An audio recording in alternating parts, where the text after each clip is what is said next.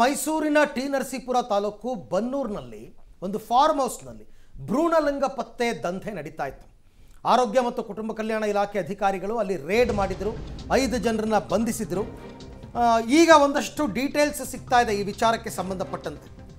BSc nursing ಮಾಡಿರುವ staff nurse ದಂಧೆಯ master mind ಅಂತ ಗೊತ್ತಾಗಿದೆ. ಓದಿದ್ದು ನರ್ಸಿಂಗು, ಆದರೆ ನಡೆಸ್ತಾ ಇದ್ದದ್ದು ನರ್ಸಿಂಗ್ ಹೋಮ್ ನಡೆಸ್ತಾ ಇದ್ದು. ಸಾಮಾನ್ಯ ಡಾಕ್ಟರ್ಸ್ ಎಲ್ಲ ರಿಜಿಸ್ಟರ್ಡ್ ಡಾಕ್ಟರ್ಸ್ಗಳು ಮಾಡಬೇಕಾಗುತ್ತೆ, ಇವರೇ ನಡೆಸ್ತಾ ಇದ್ರಂತೆ.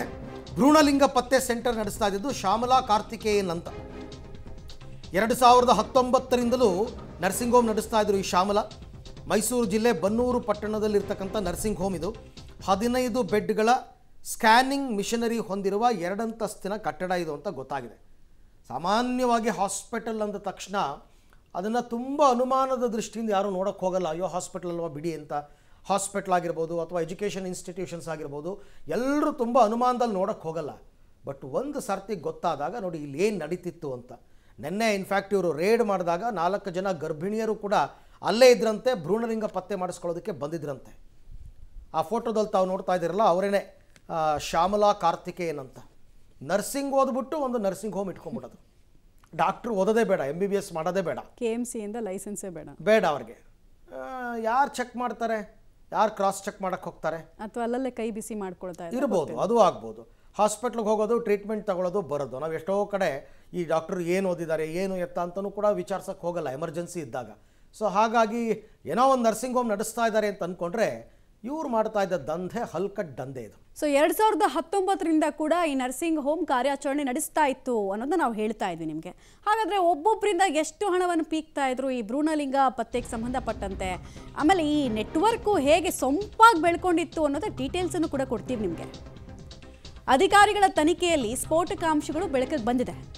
2019ರಿಂದ ಭ್ರೂಣ ಪತ್ತೆ ಪರೀಕ್ಷೆ ಇಲ್ಲಿ ವ್ಯವಸ್ಥಿತವಾಗಿ ನಡೀತಾ ಇತ್ತು. 200ಕ್ಕೂ ಹೆಚ್ಚು ಭ್ರೂಣ ಪರೀಕ್ಷೆಯನ್ನ ನರ್ಸ್ ಶ್ಯಾಮಲಾ ಆ್ಯಂಡ್ ಟೀಮ್ ನಡೆಸಿತ್ತು ಅನ್ನೋದು ಗೊತ್ತಾಗ್ತಾ ಇದೆ. ಒಬ್ಬರಿಂದ 50,000ದಿಂದ 1.5 ಲಕ್ಷದ ತನಕ ಈಕೆ ಚಾರ್ಜ್ ಮಾಡ್ತಾ ಇದ್ಲು. ಮಧ್ಯವರ್ತಿಗಳ ಮೂಲಕ ಬಂದರೆ ಮಾತ್ರ ಅಪಾಯಿಂಟ್ಮೆಂಟ್ ಸಿಗ್ತಾ ಇತ್ತು. ಅಂದರೆ ಫುಲ್ ಕೇಳಿ ಥರ ಯೋಚನೆ ಮಾಡಿದ್ಲು. ಬೇರೆಯವ್ರು ಯಾರಾದರೂ ಬಂದು ಸ್ಟಿಂಗಿಂಗ್ ಮಾಡಿಬಿಟ್ರೆ ಸಿಕ್ಕಾಕೊಳ್ತೀನಿ ಅಂತ ಹೇಳಿ ಅವರು ನೇಮಿಸಿದ ಮಧ್ಯವರ್ತಿಗಳು ಯಾರು ಫುಲ್ಲು ಲಾಯಲ್ ಇರ್ತಾರೆ, ಯಾರು ಈಕೆ ಬಿಸಾಕಿದ ಎಂಜಿಲ್ ಕಾಸನ್ನು ನೆಕ್ತಿದ್ರು ಅವರನ್ನು ಮಾತ್ರ ಇಟ್ಕೊಂಡಿದ್ಲು ಸುತ್ತಮುತ್ತ ಅಂತ. ಅಷ್ಟೊಂದು ವ್ಯವಸ್ಥಿತವಾಗಿ ಅವ್ಯಾಹತವಾಗಿ ಈ ದಂಧೆ ನಡೀತಾ ಇತ್ತು ಅನ್ನೋದಕ್ಕೆ ಈಕೆ ಕಟ್ಟಿಕೊಂಡ ಟೀಮ್ ಕೂಡ ಒಂದು ಉದಾಹರಣೆ ಅಂತ ಹೇಳ್ಬೋದು. ಅಲ್ಲಿ ಹಣ ಇಡೋದಕ್ಕೆ ಅಂತ ಲಾಕರ್ ಇತ್ತು, ಕಂತೆ ನೋಟ್ಗಳು ಪತ್ತೆ ಆಗಿತ್ತು.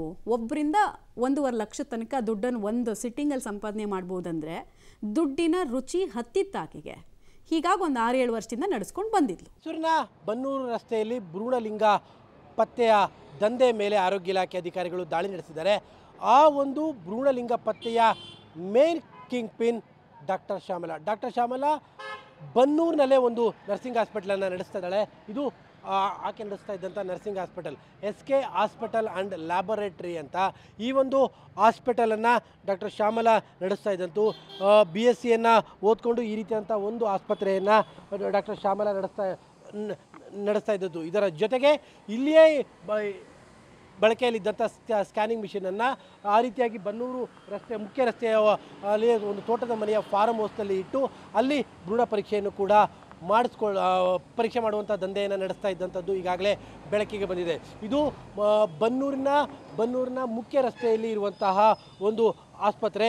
ಈ ಆಸ್ಪತ್ರೆಯ ಮಾಲೀಕರು Shyamala SK hospital and scanning ಸೆಂಟರನ್ನು ಭಾಳ ವರ್ಷಗಳಿಂದಲೂ ಕೂಡ ನಡೆಸ್ತಾ ಈಗ ಇರುವಂಥ ಮಾಹಿತಿಗಳ ಪ್ರಕಾರವಾಗಿ ಈ ಆಸ್ಪತ್ರೆಯಲ್ಲೂ ಕೂಡ ಭ್ರೂಣ ಪತ್ತೆಯನ್ನು ನಡೆಸ್ತಾ ಇದ್ದರು ಅನ್ನುವಂಥ ಮಾಹಿತಿಗಳನ್ನು ಕೂಡ ಈಗಾಗಲೇ ಮಾಡಲಾಗ್ತಾ ಇದೆ.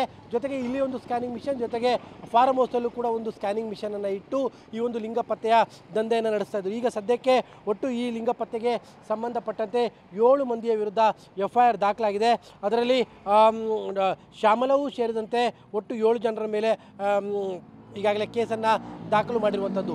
ಈಗ ಇರುವಂತಹ ಪ್ರಶ್ನೆ, ಈ ಒಂದು SK ಲ್ಯಾಬೊರೇಟರಿ ಏನು ನರ್ಸಿಂಗ್ ಹಾಸ್ಪಿಟಲ್ ಏನಿದೆ, ಈ ಹಾಸ್ಪಿಟಲ್ಲಿ ಒಟ್ಟು ಎಷ್ಟು ಜನರ ಭ್ರೂಣ ಪತ್ತೆ ಇದುವರೆಗೂ ಕೂಡ ಮಾಡಲಾಗಿದೆ, ಎಷ್ಟೆಷ್ಟು ನಾವು ವಸೂಲಿ ಮಾಡಲಾಗಿದೆ, ಇದರ ಜೊತೆಗೆ ಇಲ್ಲಿಯೇ ಸ್ಕ್ಯಾನಿಂಗ್ ಮಿಷನನ್ನು ಬೇರೆ ಕಡೆಗೆ ಬಳಸ್ಕೊಂಡು ಬೇರೆ ಇನ್ನೆಲ್ಲಿ ಭ್ರೂಣ ಪತ್ತೆಯ ದಂಧೆಯನ್ನು ನಡೆಸ್ತಾ ಇದ್ರು ಅನ್ನುವಂಥದ್ದು ಈಗ ತನಿಖೆ ಮೂಲಕವಾಗಿ ಸ್ಪಷ್ಟವಾಗಬೇಕಾಗಿದೆ. ಸದ್ಯಕ್ಕೆ ನಿನ್ನೆ ದಾಳಿಯ ಹಿನ್ನೆಲೆಯಲ್ಲಿ ಸದ್ಯಕ್ಕೆ ಇಡೀ ಆಸ್ಪತ್ರೆಯನ್ನು ಈಗ ಸಂಪೂರ್ಣವಾಗಿ ಬಂದ್ ಮಾಡಲಾಗಿದೆ. ಈಗ ತೀವ್ರವಾದಂಥ ವಿಚಾರಣೆಯನ್ನು ಕೂಡ ಮಾಡಲಾಗ್ತಾ ಇದೆ. ಯಾವಾಗ ಏನು ಈ ಒಂದು ಪ್ರಕರಣ ಬಯಲಿಗೆ ಬಂದ ನಂತರದಲ್ಲಿ ದೊಡ್ಡ ಮಟ್ಟದ ತನಿಖೆಗೆ ಕೆಲವರು ಆಗ್ರಹನ ಮಾಡ್ತಾ ಇದ್ದಾರೆ. ಯಾಕಂದರೆ ಮಂಡ್ಯದಲ್ಲೂ ಕೂಡ ಇದೇ ರೀತಿಯಾಗಿ ಚಿಕ್ಕದೊಂದು ಪ್ರಕರಣ ಬಯಲಿಗೆ ಬಂದ ನಂತರದಲ್ಲಿ ಅದರ ವಿಸ್ತಾರ ಭಾಳ ದೊಡ್ಡದಾಗಿತ್ತು. ಹಾಗಾಗಿ ಈ ಶ್ಯಾಮಲ ಕೂಡ ಬನ್ನೂರಿನಲ್ಲಿ ನರ್ಸಿಂಗ್ ಆಸ್ಪತ್ರೆಯನ್ನು ನಡೆಸ್ತಾ ಫಾರ್ಮ್ ಹೌಸ್ನಲ್ಲಿ ಈ ರೀತಿಯಾಗಿ ಭ್ರೂಣ ಪತ್ತೆಯನ್ನು ನಡೆಸ್ತಾ ಇರುವಂಥ ಹಿನ್ನೆಲೆಯಲ್ಲಿ ಬೇರೆ ಇನ್ಯಾವ್ಯಾವ ಕಡೆಯಲ್ಲಿ ಈ ದಂಧೆಯನ್ನು ವಿಸ್ತಾರ ಮಾಡಿದ್ದಾರೆ ಅನ್ನುವಂಥದ್ದು ಕೂಡ ಬಹಳ ಮುಖ್ಯವಾಗುತ್ತೆ.